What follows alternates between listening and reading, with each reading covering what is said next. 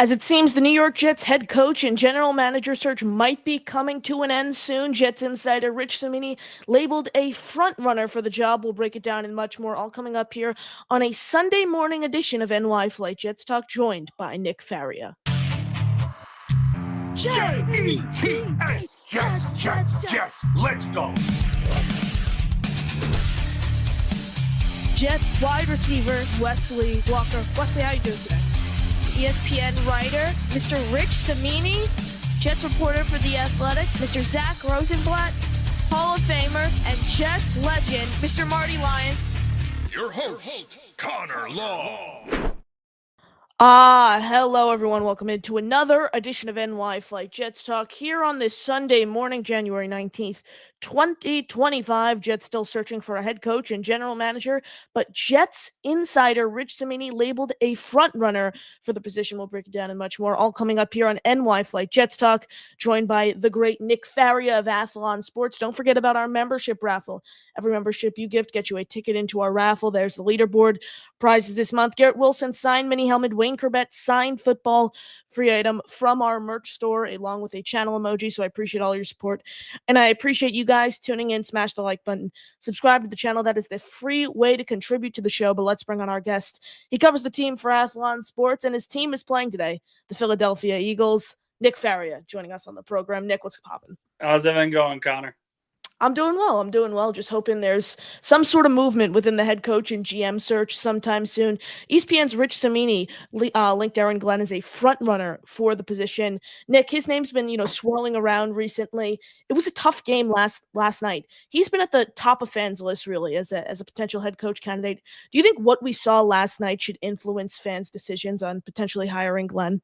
Yeah, no, not at all. And I think the best reason that you can give is probably about his opponent. Dan Quinn, last year, was the defensive coordinator of the Dallas Cowboys, went into a home playoff game in the wild card round and gave up 48 points. Now, I understand that the one was a pick six and there were other issues there overall in terms of the struggles that the Cowboys dealt with. But by and large, it was an awful day for Dan Quinn, one of the worst of his NFL career. So I look at where Aaron Glenn is. Was yesterday an indictment of his coaching? Absolutely not. The Detroit Lions were gashed with injuries, and I mean gashed. They didn't have their strong collection of defensive linemen. The linebacking core was just decimated, and the cornerback room has just been absolutely obliterated by injuries. They suffered a couple more in Saturday's loss. So there were a lot of factors that went against Aaron Glenn. The fact that he was able to turn around this defense from being one of the worst in recent history over a few years ago to seventh best in the National Football League. The fact that he is so well respected among his peers. To me, it's not about an indictment of what a playoff loss looks like. It's more of just an understanding that, hey, people have bad days. That doesn't mean they're the wrong candidate per se. I've always said that, I would prefer my teams, if I were making the decision, I would prefer my head coach to have an offensive background. But by and large, Aaron Glenn has knocked these interviews out of the park. He's knocked the meetings with the media heading in and preparing for these playoff games out of the park. So certainly, if you look at where a certain person is, I don't think a playoff loss at home to a really good Commanders team is going to do much to sway Woody Johnson's mind. Now, the main reason, Nick, I reached out to have you on the show is you recently revealed your head coach and general manager tier list. You had Aaron Glenn in your second tier alongside Josh McCown. The tier was called Strong Hire. But in your first tier, the no-brainer home run hire for you was Joe Brady. Now, I want to get into that. The Jets requested to speak with him. They're yet to schedule an interview with him or complete an interview with him. Just his time in Carolina with the Panthers, how that went for one season, concern you a little bit. Why do you have him so high on your tier list there? Just because, what he's done with the Bills, is it particularly lifting Josh Allen's play? Why is he so high for you? Well, it's a couple of different factors. First off, like I said, I'm always the kind of guy where I want to see the offensive play caller, because I feel if you get the offensive play caller as your head coach and he continues to be successful, you never have to replace an offensive system again. And that is essentially the perfect way to develop a young quarterback, to be able to work with a young quarterback. So I think that works out very, very well for someone like Joe Brady. And the other piece is this. He was at LSU calling plays. They win the national championship. He was an up-and-comer then. struggled a little bit in Carolina, but as did pretty much every other coach and player that's been there for the last decade. So I don't really hold that much against him. And then, of course, with Buffalo, we need to remember that a lot of coaches in the National Football League, they get stuck in their ways a lot. It's my way. I want to win my way. And it's the only way that I know how to be successful. Very few are willing to change. Joe Brady has changed. He developed an offensive system and changed that system with the Buffalo Bills last year. They went on a playoff run to the divisional round. Now they're a win away from the conference championship by changing their offensive structure. They're more of a run heavy team now. They don't really have a number one receiver to their credit. And we can chalk that up as saying Josh Allen's the reason. It's not Joe Brady. But who's developing Josh Allen? He's playing the best football of his career right now. That doesn't just go away. That isn't just because the player is great. It means the coaching's great around him as well. So Joe Brady, to me, is the absolute no-brainer. I really like his offensive system. I consider him kind of a future Sean McVay type where he's still very, very young. McVay kind of got the Rams job a couple years early. People were surprised when he was named the head coach because I think he was like 30 years old. But then you look and say, well, they've been very successful. If Joe Brady at 34, 35 years old is young and it's going to concern people, you just have to look at the Rams as an example of why it could work.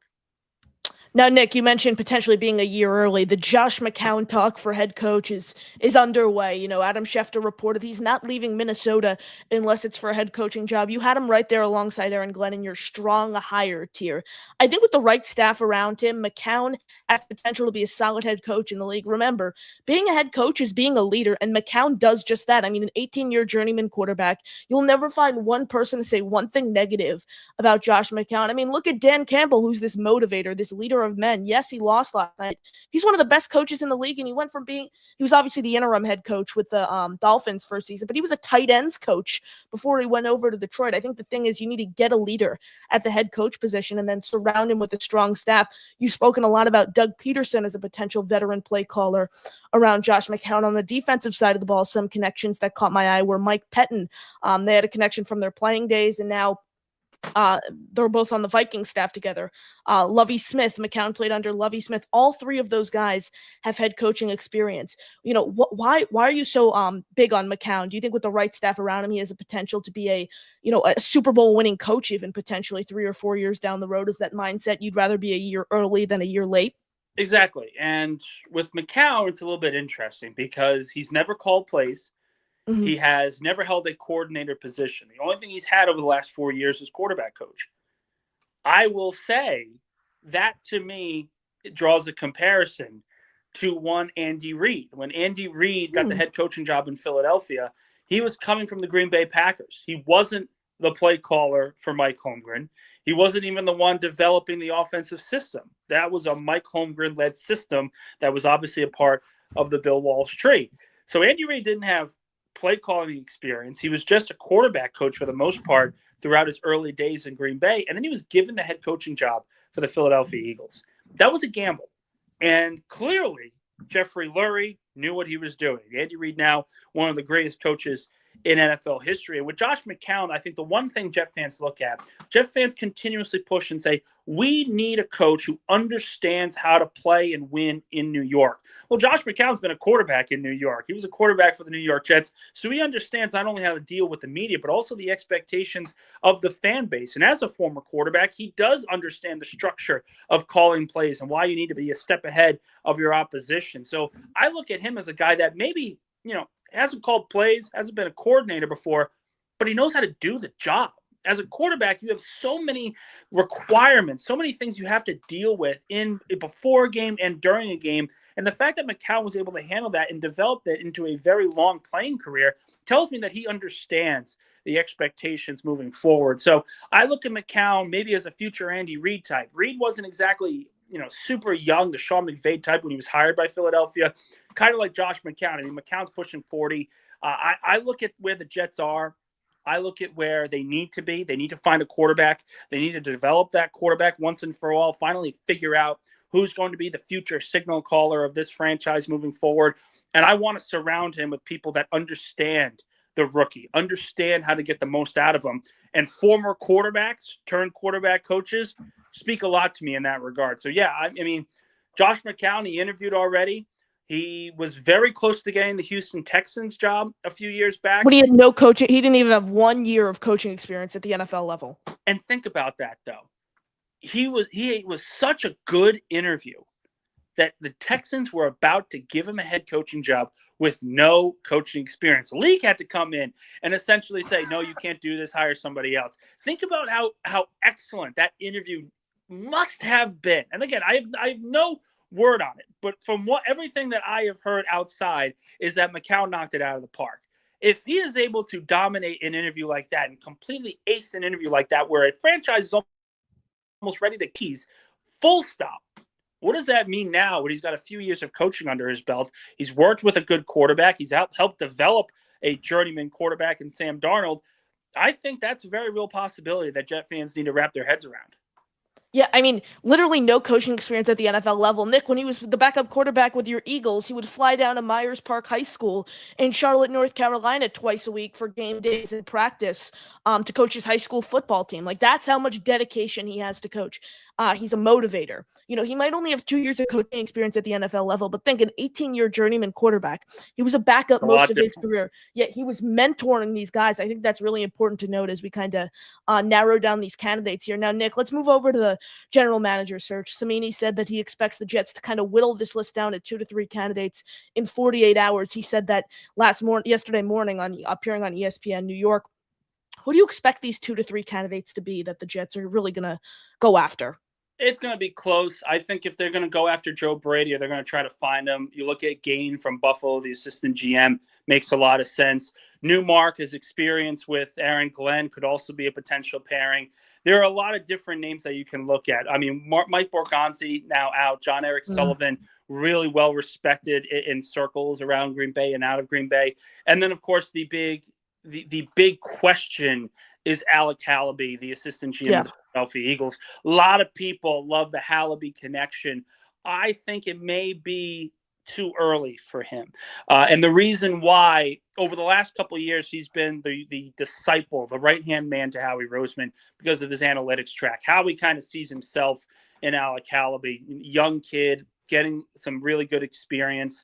And he's interviewed now for a couple of jobs, but the base background for him has only been analytics. He has really no experience in scouting, no real experience in player personnel. Now, he's worked with Howie the last couple of years, but I think another year or two would probably benefit him the most. This isn't like when the Jets hired Joe Douglas. Joe Douglas had 10, 15 years of executive experience before he joined Howie in the late 2010s. So I look at Alec Hallaby. A lot of people are tying his name to the Jets. I think it may be a year or two early for him. I think he needs some more work with player personnel, some scouting. But by and large, he's going to be a top name as well. I think those 4. Jet fans, they might be expecting a veteran GM, the Spielmans, the Grigsons of the world. But I think if you come away with any of those top 4, the Hallaby, Sullivan, Gain, and Newmark, I think you're looking at a very, very strong hire moving forward. Now, Nick, the Chris Spielman hype, I don't get it.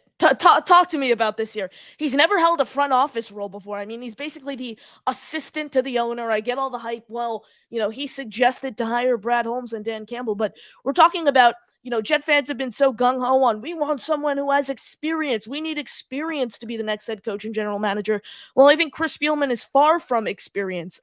He's never held a role in a front office before. He's a personal assistant to the ownership group over in Detroit. Nick, I don't get the hype here. Talk me off a ledge. Maybe it was the 33rd team trying to throw out an olive branch to get the brother's name interest. He may not be a favorite for the job, but he could be someone that, hey, he interviewed for the job. This is something he can curtail to more interviews in the next few years. Ultimately, I have a hard time believing that he's going to end up being the pick unless Woody Johnson is blown away by his interview.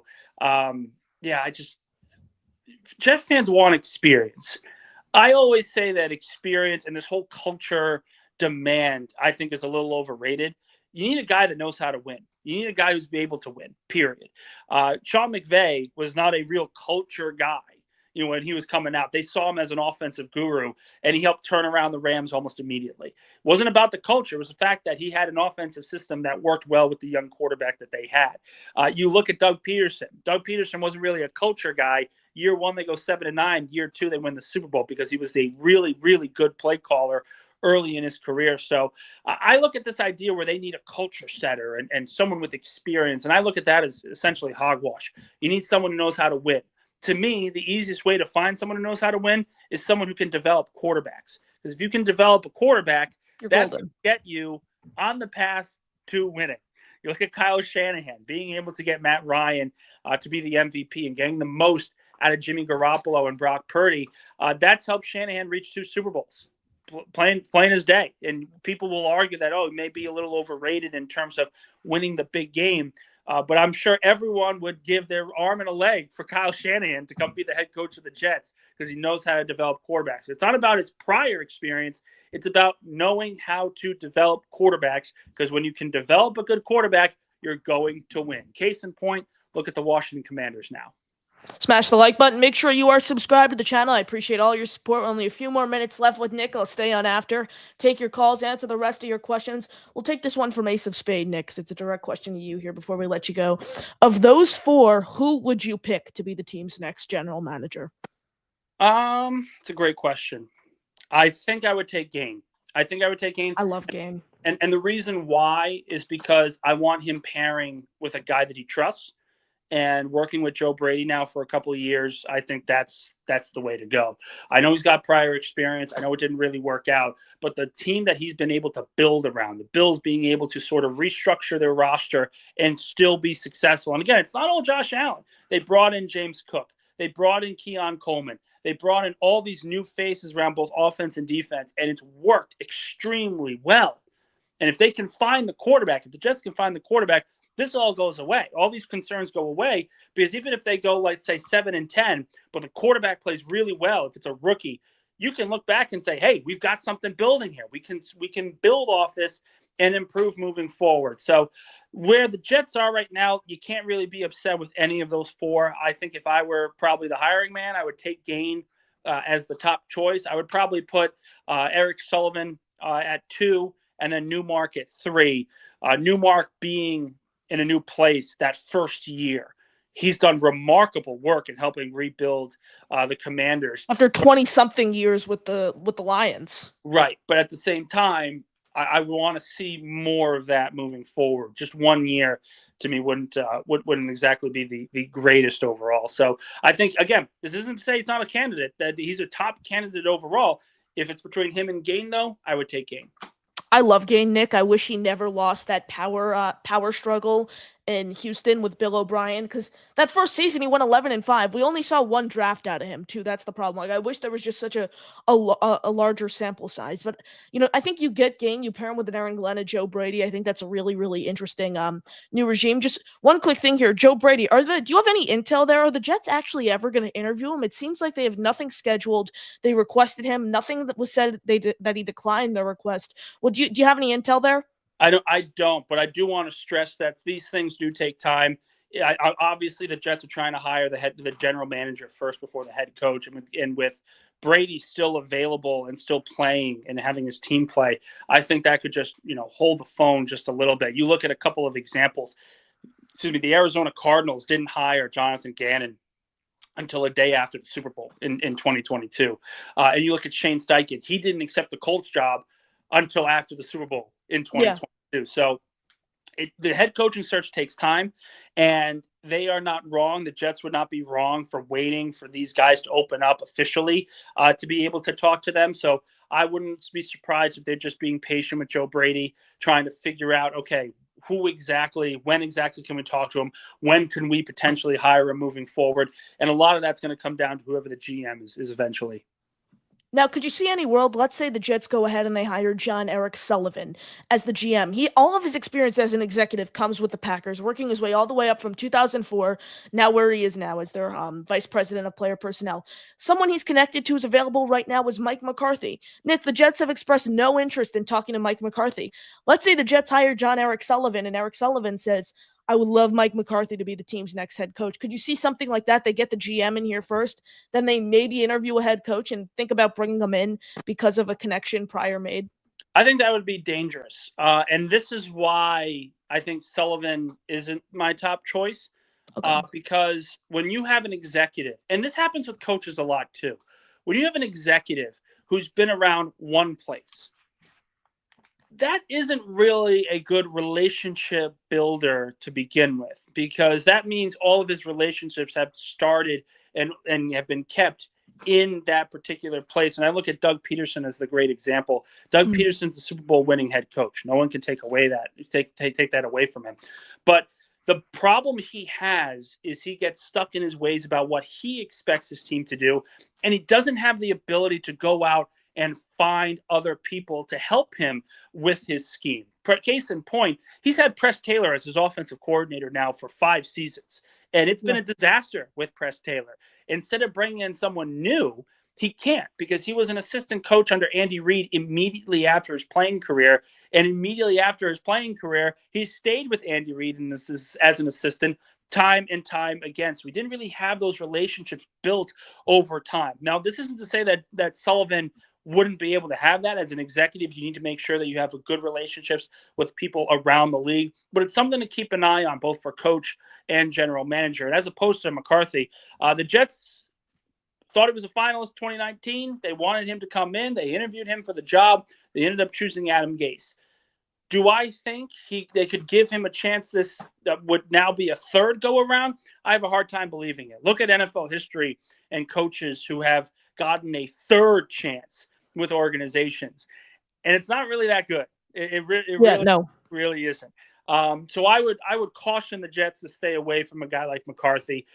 Listen, great resume with the Cowboys. They're able to save their season to respectability this year with all the injuries that they dealt with. But he hasn't won a Super Bowl in 15 years. He's been to the conference championship with Aaron Rodgers, and that's about it. The team was kind of, hovering around mediocrity in the final years of McCarthy's era. They bring in LaFleur, and he's able to sort of save that team, continue to make them contenders overall in the postseason. So I look at McCarthy as a nice name that people are going to want to talk to. But at the end of the day, I don't see him as a viable candidate. You're an Eagles fan, Nick. You mentioned Press Taylor there. Look at Jalen Hurts' numbers with Press Taylor compared to Brian Johnson. Like, I agree. I think there's something to be said when, you mix it up. You have different connections from different organizations. You're just more versatile, so to speak. You have your hand in a few different baskets that you're able to pick from. But, Nick, really appreciate you hopping on this morning. Good luck to your Eagles today. You got any final thoughts? Nope, not at all. We're going to be biting my nails down on the knuckle in a couple of hours. Nick, appreciate it. Have a great day. Thanks, guys. Ladies and gentlemen, Nick Faria checking in. Follow him on Twitter at Nick_Faria1720. Absolutely great Jets coverage. Read his work. Athlon Sports, their Jets site. Nick is awesome. Always willing to pop on the show. I'm going to stay on here for a little longer. Take your questions. Take your calls. Remember, every membership you gift get you a ticket into our raffle. Our prizes this month include a Garrett Wilson signed mini helmet, Wayne Corbett signed football free item from our merch store, along with a channel emoji. So be sure to give memberships. Smash the like button, subscribe to the channel. Let's say what's up to everyone in the chat. Let's see. Jimmy Jets, good to see you. Appreciate you tuning in. Taking care of business. I appreciate you tuning in. Appreciate all your support on the program. Let's see. Taking care of business is Where's Nightbot. It's kind of been in and out. I remember you told me to set it up, so I set it up. I saw it in the chat once or twice today. Let me know if it's working, guys. Boy Green tuning in. Boy Green, I was watching your morning show today. Great stuff as always with your father. June the GM tuning in. Good morning, friends. June, I saw you on hold. You went away. Feel free to call back in. If anyone wants to call in, click the pinned comment in the chat. We'll get you up on the screen. Caden, appreciate you tuning in. Let's get Aaron Glenn. Yeah, fans don't really seem to be influenced by last night's performance. Personally, I'm not influenced at all from what I saw. I still want Aaron Glenn. I think he's a leader of men. You put a strong staff around him. I think he has a ton of upside as a coach. So I'm still all in on Aaron Glenn here. Where are we? Boy Green wants Aaron Glenn. Now we can hire Aaron Glenn this week. Thanks for blowing it, Detroit Lions. Boy Green wants Aaron Glenn.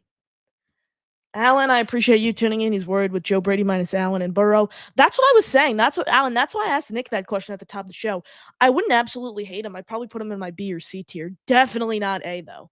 Definitely not my A tier. He's someone who's just had success in Buffalo, basically as an offensive coordinator. He figured out the juggernaut that is Josh Allen. I don't know.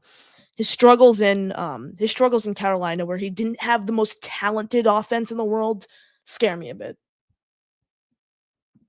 BG comes in and says, whoa, just in from ESPN NFL Insider, Jeremy Fowler, this is one to watch. A potential Ben Johnson, Lance Newmark pairing in Vegas is one that around the league have been quietly monitoring.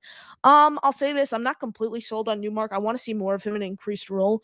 I understand he was with the Lions for, I think, 28 seasons is what it was, and now he's doing great things in Washington, but I'd put him in my C or B tier right now for a GM candidate. I'm not all in on Newmark. I would prefer, let's see, who would I prefer?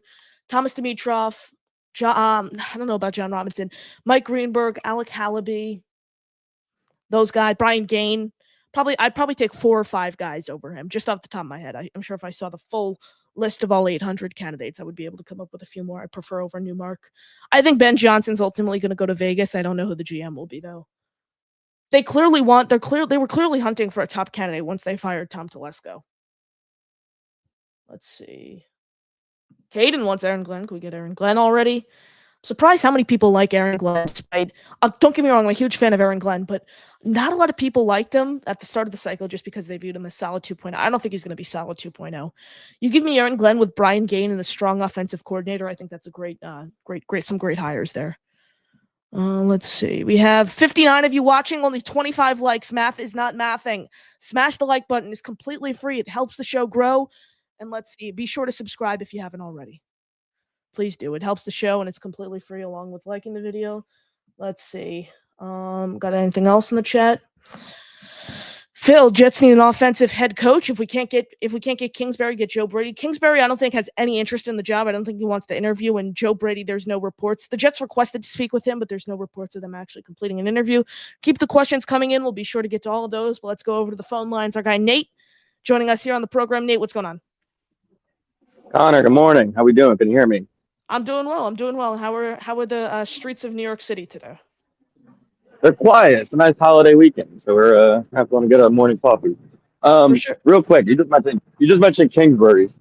Yep. That'd obviously be a pipe dream at this point. I think people kind of brought his name up, but we haven't heard any rumors with him linked to the Jets. I don't understand. This is my thing with Aaron Glenn, and I'm out on Aaron Glenn. I was never a big Aaron Glenn guy. I was always of the mindset is that if he wasn't a Jet, no one would want him. That's the bottom line.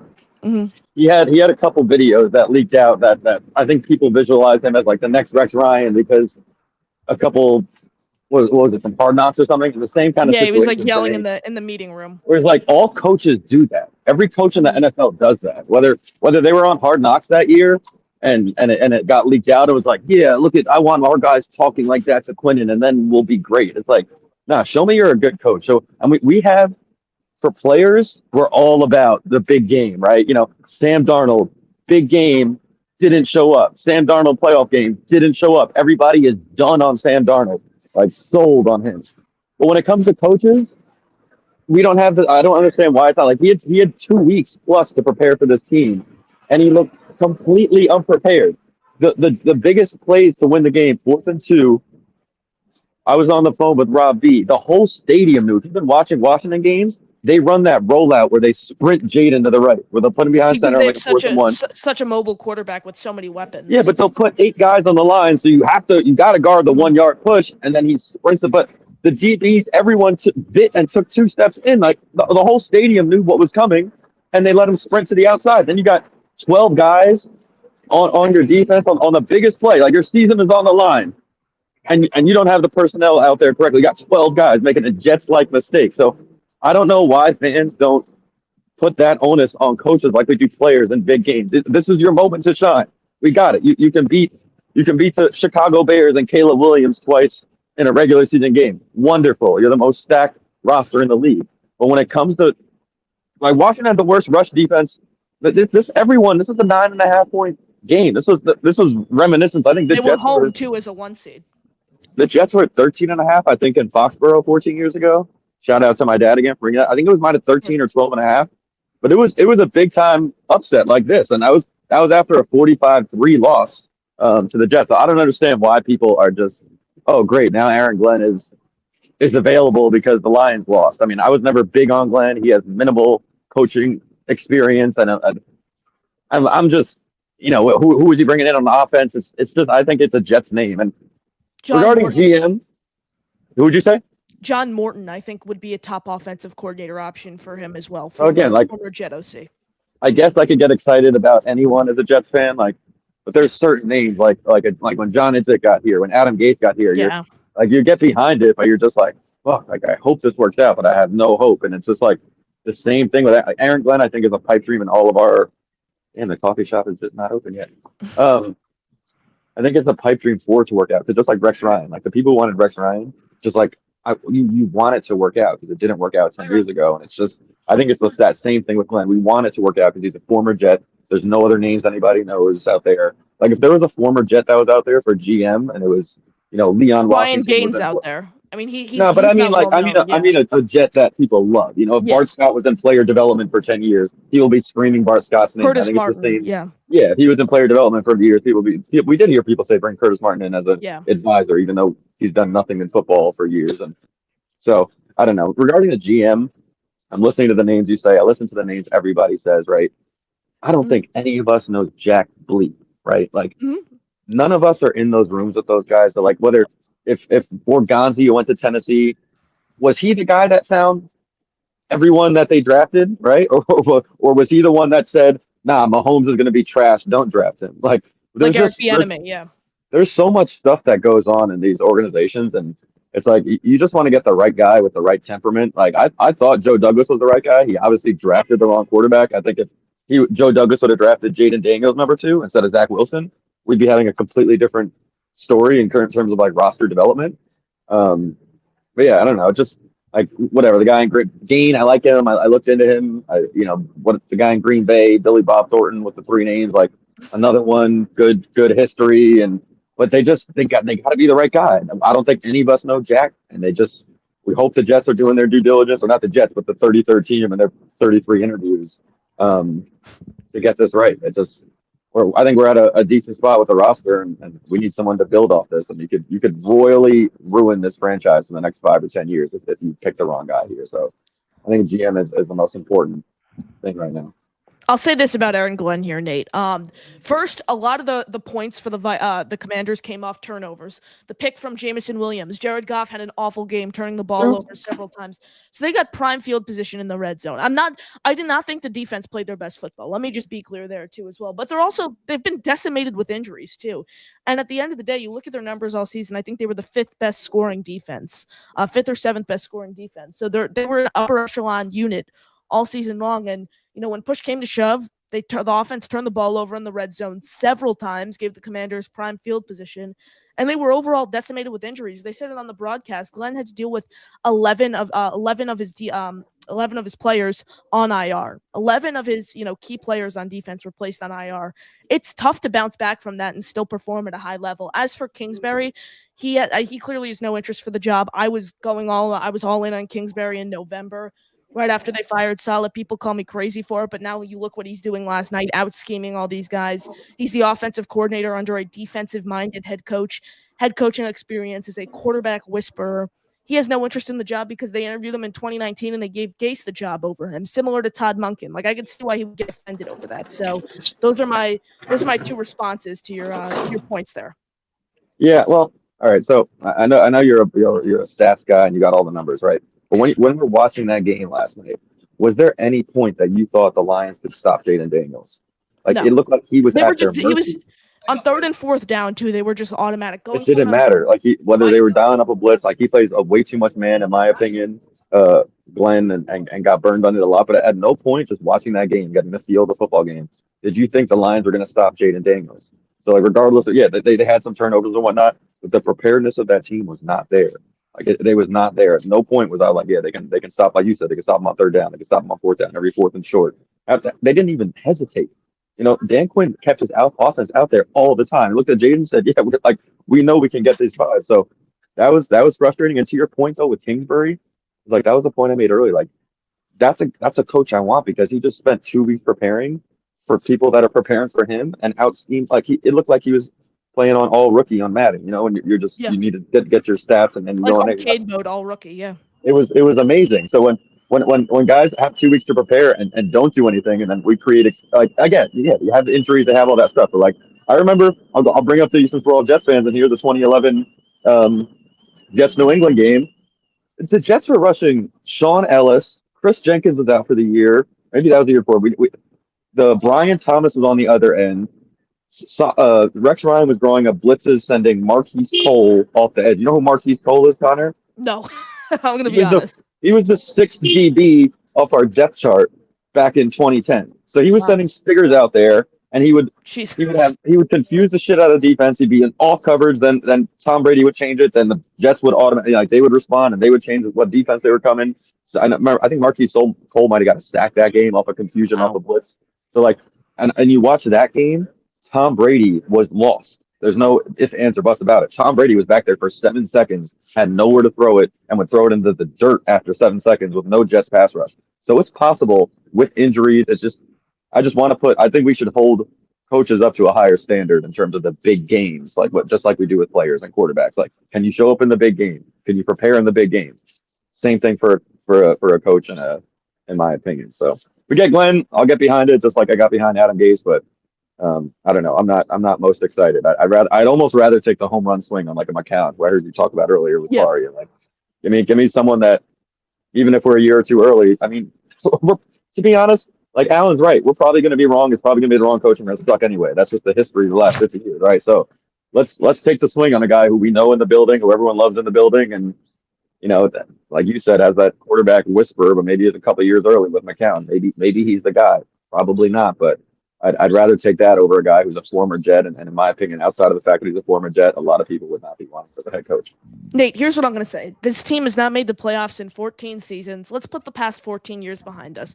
The goal is to win a Super Bowl. Mike Vrabel's off the board. He was all of our top choices this coaching cycle.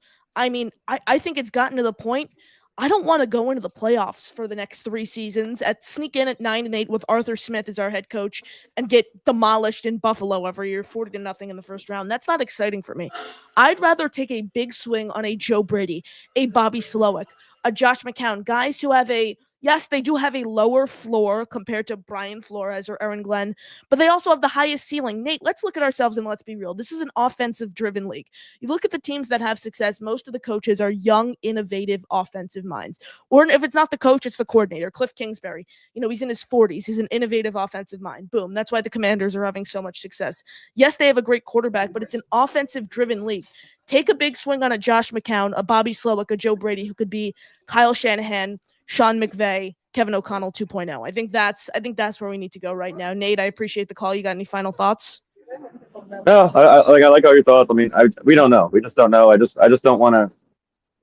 I don't know. I'm scared of the young offensive coaches. I'm scared, but I guess I'm scared either way. There's no one that gives me confidence at this time around. I'm hoping we get like a Rex Ryan and he calls all the season ticket holders to get me fired up because I got nothing else. Give me a voicemail and yell at me to get me fired up. Otherwise, I don't see the light at the end of the tunnel. I'm hoping. I know it'll always come around September. I'm that kind of fan, but as of right now, I just want some names so I can do some research. I know you're in the same boat. Like, let's get these guys in here and find out who's going to be leading our squad. But thanks for the time, Connor. Enjoy your. You got a 3-day weekend? Yeah, 3-day weekend off Monday. Hell yeah, off Monday. Enjoy the day off. Catch you, Connor. You too, Nate. Have a great rest of your day. Nate checking in, great stuff as always. I understand all of his points there. I mean, I know Aaron Glenn reminds a lot of people of Robert Saleh, but I don't think he's Robert Saleh. And I can see where his frustration comes from people getting excited over the meeting room.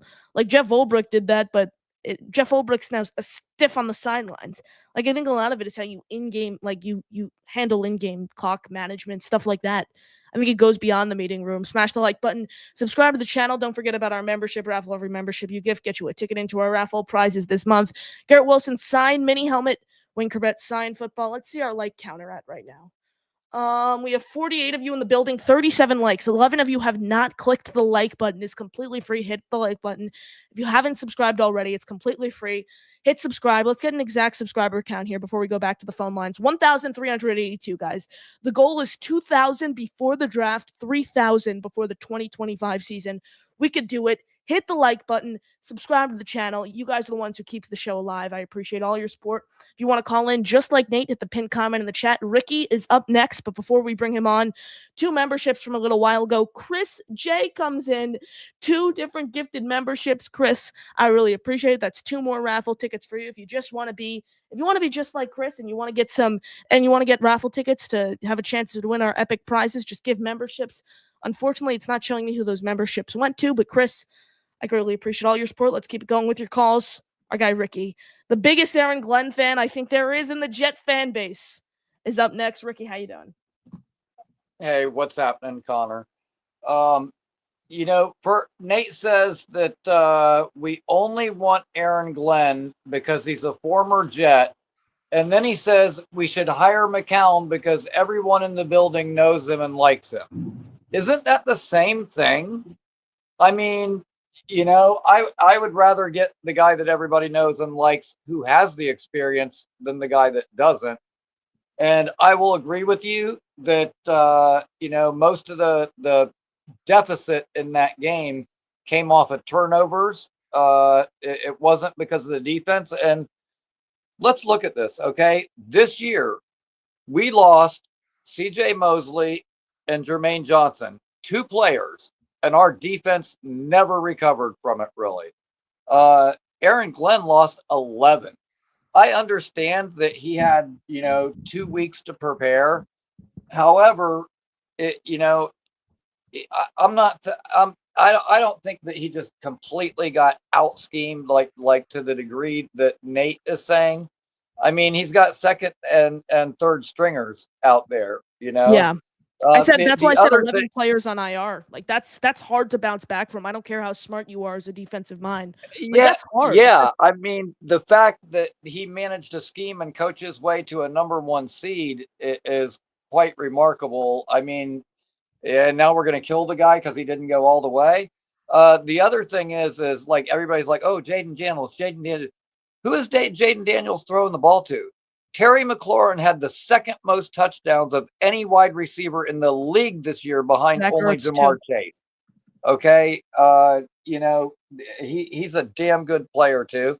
And it's just the one thing is when people say, oh, people only want Aaron Glenn because he's a former Jet. Oh God, that pisses me off so bad. Like maybe that's true for some people, but like me, I actually did my homework. Okay. After Aaron Glenn stopped playing, he was in like the Lone Star State League or whatever. He was a GM, was his actual first, front office type job.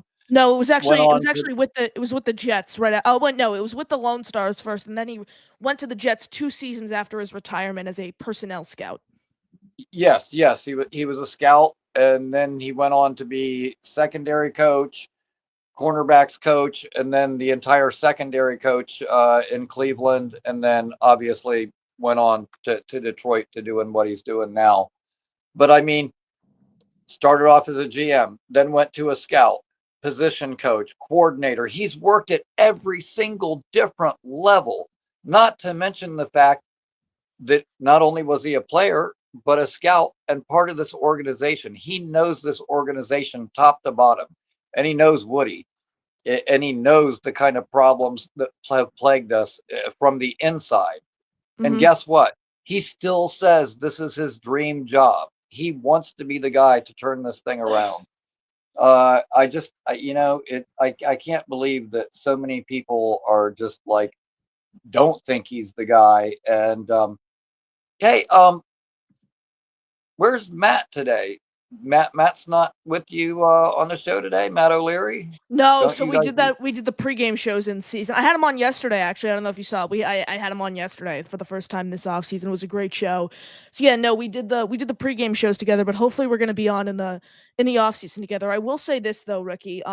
For Glenn, he's first on my list right now. For me, it goes Aaron Glenn number 1, Josh McCown number 2, Brian Flores number 3. Just because I think Aaron Glenn has so many connections on the offensive side of the ball. Pete Carmichael, Joe Lombardi, John Morton, Tanner Engstrand, Hank Farley even as a potential option, just to name a few. So I think he could really build a solid offensive staff around him, which I think is crucial. As for McCown, I'm at the point where screw it. I want to take a big swing on someone. We've been out of the playoffs for 14 years. His ceiling's a Super Bowl. He's a leader of men. Everyone loves him. You give me Doug Peterson, Mike Pettin, and Josh McCown with Alec Calaby as general manager. Sign me up. I think that has some of the most upside like we've seen in a really long time for this organization. So it's gotten the point I'm for taking a big swing. I probably have Flores at 3 just because McCown's not leaving for an OC job. So who's his OC? He had several different offensive coordinators in Miami, below 500 record. Like he has experience, but I'd rather go with McCown or Glenn over Flores there. Anyways, Ricky, Nate has called back in. He wrote in the private chat, Rumble time. Are you ready to debate Nate here on the show? I'm going to let you two go at it. Yes, absolutely. All right, I like Nate. I like Nate. Of course, everyone loves Nate. So let's bring him onto the show. I'll sit in the back as you two guys handle this. Sure. Careful saying everyone likes Nate, Ricky, but I do like you too.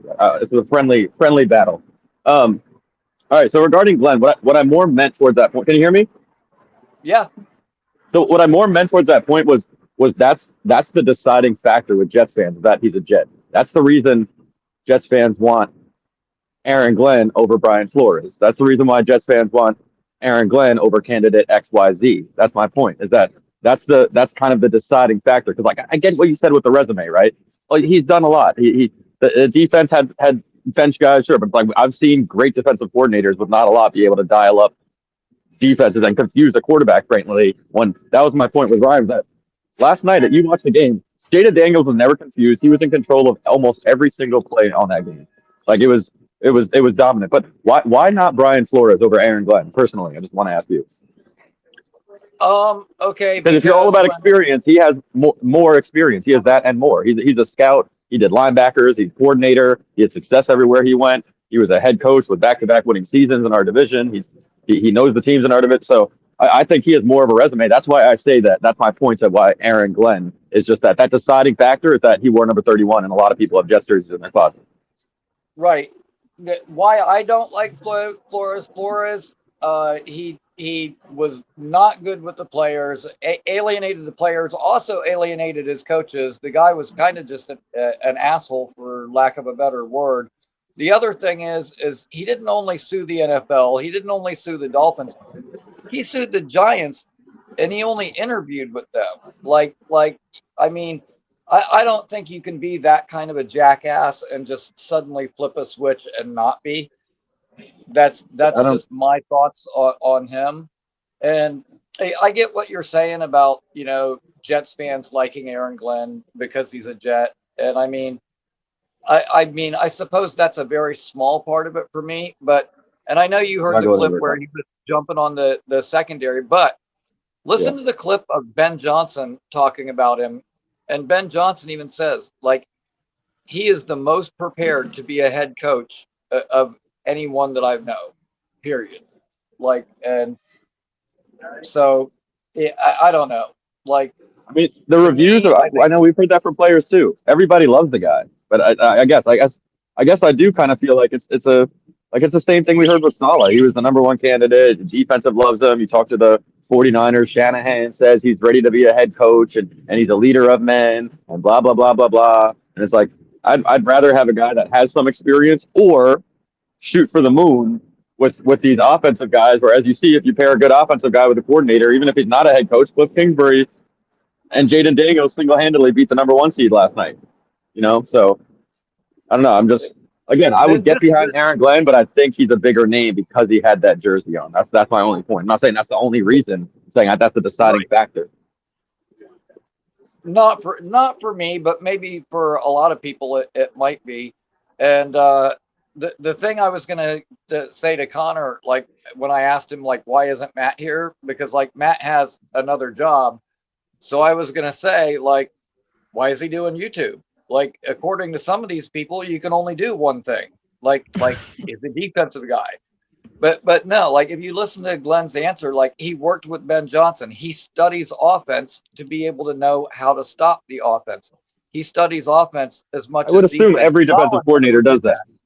Every defensive coordinator does that, I hope. Sala didn't try to get involved with the offense of our team until the ship was already sinking. When The he tried other thing demoting is- Hackett the week before his dismissal. Yeah. The other thing is Sala was never a former player. Okay. No. The thing is people say that word, a leader of men. I think Aaron Glenn is a leader of men. I think Sala was a friend of men. I think Sala was more a friend to these players than he was a leader at the end of the day. And all I can say is I'm so glad that the idiot ass Falcons hired Ulbrich so that I know that he's not going to have anything to do with us. He had the third Because- highest odds to land the job from BetUS and my. That was crazy. That was BS. That was crazy. That's But Ricky, crazy. you said that he claims that he'd be involved with the offense, that he was involved with the offense, right? And your opinion is that he's a leader of men and all that. But what has he shown you? You know what I'm saying? Like Jeff Ulbrich also told me that he would be involved with the offense and he would be that type of head coach. Jeff Ulbrich was clearly, whether he wasn't involved with the offense, he wasn't good at it. So like guys can say all they want. I could get an interview and be like, I'll be involved with the offense, so we locked in on special teams, I'll be good with clock management, I'll hire a clock management guy, and I'm a fucking nobody. So it's nice that they're saying all this stuff, but I need some tangible evidence. Show me. Cliff Kingsbury just walked you up and down last night. You had no chance on 3rd and 4th down to stop a rookie quarterback. And for the first time ever, rookie quarterback might go to the Super Bowl because of that. So I just want to hold. That's my point with holding coaches to higher expectations in terms of these big games. I will predict right now, if the team that Washington faces is the Rams, Jaden Daniels ain't going to the Super Bowl. Okay. When we played Jaden Daniels in college, undefeated versus Jaden Daniels. There's 2 guys on that Ram team that between the 2 rookies, they have 126 quarterback pressures this year. That's the other thing, you guys. Why aren't we looking into the Rams front office, bro? They haven't had a first. They interviewed Ray Farmer. We need to interview everyone from that squad. Like they've been drafting 3rd, 4th, 5th round picks, all pro bowlers. They lost Aaron Donald, traded their whole future for Matthew Stafford, went to cap hell, and are still just rolling. Like they could be in the Super Bowl this year with 3rd and 4th and 5th round draft picks, and it's all due to obviously the coach and the quarterback. That's why they actually did have a 1st and a 2nd round this past year, and building this roster, building into it, yeah. The Pukas, the Verse, all those middle late round guys is wildly impressive. They have done an absolutely great job there. Oh God, I'm trying, like, for some reason I'm having like a brain fart. I can't think of their GM's name right off the top. Appreciate you. Thank you. Are you talking about the Rams? Yes, Les Snead. Snead. Yeah. That's it. Like it came to me just as you were about to say it. It came to me. Yeah, he's done a hell of a job, and of course. I mean, at draft time, I love the answer that they had. Like, you can't replace Aaron Donald with 1 guy, but I think we can replace him with 2. And the 2 guys that he picked, 2 of my favorite guys from college, are doing one hell of a job. Good players. Which, man, I hope that we get this thing right. But I really do think that.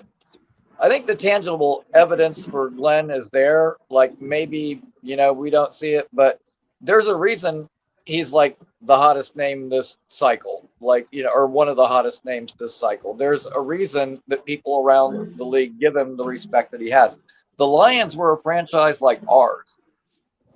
Now they're a #1 seed. I mean, he's done a lot to help turn that team around. And I mean, like I said, we lost 2 players on defense and couldn't recover. They lost 11 key pieces and still managed to be a #1 seed. I don't think we should be killing the guy because he didn't that's go just giving Glenn. Yes, there were times. I still think you're giving Glenn too much credit, though. Like that team is winning. So. They're a #1 seed, but are they a #1 seed more due to the roster construction and the offense that they have and the ball control? Like it's the best ball control offense. Also an aggressive offense too. They're also a very, very aggressive offense. Like, you don't roll the dice on some of those plays. It's it's a completely different season. There was what was the one?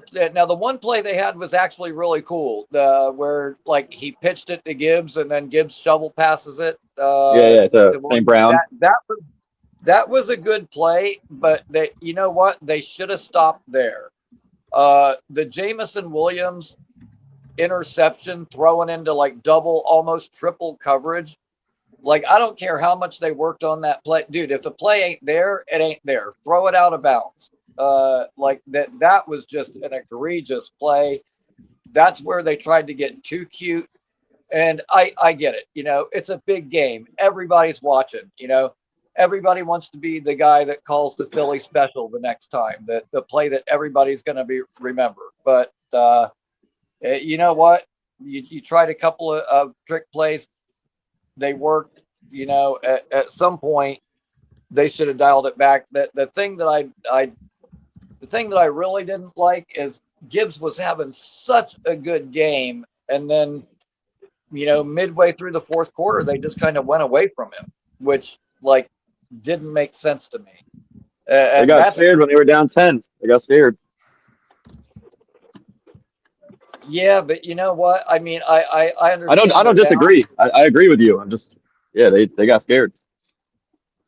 It was just an unfortunate way the thing turned out. But Ricky, Nate, I appreciate. Yeah, I appreciate you guys calling in. I appreciate the fiery debate on the Aaron Glenn. Was that your first Rumble, Connor? Was that your first Rumble? If we want to call it a Rumble, I guess so. Yeah, you might be hearing the background here because the sky is literally coming down here. Like it's oh, man, wow. it's like in Florida. Yeah, yes, it sounds like somebody's throwing rocks on my roof right now. It's like pouring here. Real quick, Nate, how's the new bike? What's that? I said, how's the new bike? Oh, it's great. Outside of all the dogs that are pissing on it outside, bike is great. I just need to stop all the West End dog owners from peeing on my bike. But I don't know if you've seen. I put a cayenne, a voodoo chili powder border around the bike so that they stop peeing on it. That's been the best success so far. Chili powder around the bike. Connor, Ricky, thanks for keeping me company. Going to get my breakfast. Have a good one, guys. Of course, Ricky, Nate. I appreciate you guys calling in. Great stuff as always. We're going to wrap up here shortly. About an hour into the show, just past the 58-minute mark, your last chance to get your questions, comments, thoughts in. Last chance to call into the show. The pinned comment in the chat. I don't know what's happening here with these different colors. Saw it up and boom, back to normal. There we go. I appreciate you all tuning in. 39 of you in the building. You guys have been awesome with the support lately. If you guys have any suggestions you want to see on the channel, throw it in the comments. Throw a comment later on the video. Throw it in the chat right now. Throw it in our Discord, which is pinned in the description down below. Daily Jets discussions. We have so many of you in there. Please join. It's a great time. Talk about the Jets, exclusive channel updates, and much more. Join that. Check out our merch store in the bio down below. And last chance to get in on a membership raffle for today's show. Membership you gift get you a ticket. Garrett Wilson signed, Many Helmet Winkerbet signed, football, free item from our merch store, and a channel emoji. Remember, 2,000 subscribers by the draft, 3,000 by the start of the 2025 season. We could do it. Smash the like button, subscribe to the channel, completely free of charge, and it helps it grow so much. That's why we have so many new people in here. That's why the engagement's at an all-time high, because of you guys smashing the like button and subscribing to the channel. It helps YouTube distribute out the content to fellow Jet fans, and it continues to help us grow our NY Flight Jets Talk community. I appreciate all of you guys. Ace of Spade, Connor Aaron Glenn is a more modern-day approach to coaching than Brian Flores. I also think he would have a more stable offensive plan, too, than Brian Flores. Brian Flores, without Josh McCown as OC, scares me. Certainly scares me. Let's see. Jimmy Jets. Not Jimmy Jets. Mother effing Chew, excuse me. Comes in with a gifted membership at the buzzer. Chew, we really appreciate your support on the program. And it's maxed out. So, it's maxed out. So they'll get distributed in a few days. But Mother effing Chew, appreciate it. We'll go ahead and update the ticker right now. Where are you, Mother effing Chew? You're tied with Mike D's Nuts. And you're tied with Mike D's Nuts. And you're tied with Jeffrey now in 6th place with 10 gifted memberships on the month. After that, I appreciate your support. I appreciate you going ahead and gifting some memberships right now. The leaderboard is on the ticker down below. Where are we? We have, let's see who's in the lead. I think Jimmy Jets is in the lead. Rick Kent second. I think. DB94 is in third. So you guys have been great with the memberships. Keep it coming. Remember our raffle for this month. Garrett Wilson signed mini helmet. Winkerbet signed football. Free item from our merch store. And a channel emoji. Your support means the world. I appreciate all of you guys. Let's see, one with a fun one here. Jimmy Jets, wonder how many gift memberships I need to get Connor to shave his head. If someone gives 100 memberships, 150, this doesn't count for today. I still have to think about it. But if a singular person gives 150 memberships in a one show, I will shave my head. That's the deal. A singular person, you guys combined for 150 memberships in one show, I will shave my head. Remember, that is the deal. 150 memberships over the course of one show. It can't be a week. It can't be a few shows. Over one show. You guys have to combine for 150 memberships for one show, and I will shave my head. That's the deal. I appreciate you guys tuning in. Last chance, questions, comments, thoughts in. Last chance to get in on the conversation. Pin comment in the chat to call in.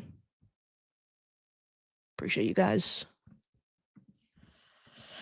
Hopefully, next time we're chatting, there's a GM and there's a head coach in place. Hopefully that's the case. We're gonna be back tomorrow. I'm off from school tomorrow, so we'll be on. Hopefully, we get 2 shows tomorrow. I'm gonna try to do 2 shows tomorrow, depending on what we have to talk about. Hey, maybe they narrow this list down to a few GM candidates. I think that's the goal. Something interesting to talk about. Anyways, we've been on here for over an hour. Appreciate your support. You guys mean the world. Engagement's at an all-time high. Join the Discord. Check out our merch store. Our membership raffle. You guys mean the world. We're continuing to build this community. Smash the like, subscribe to the channel so we can continue to do this great thing by bringing Jets fans daily content. I appreciate you all tuning in. Smash the like button. Subscribe to the channel. I am your host, Connor Long, signing off. JTS Jets.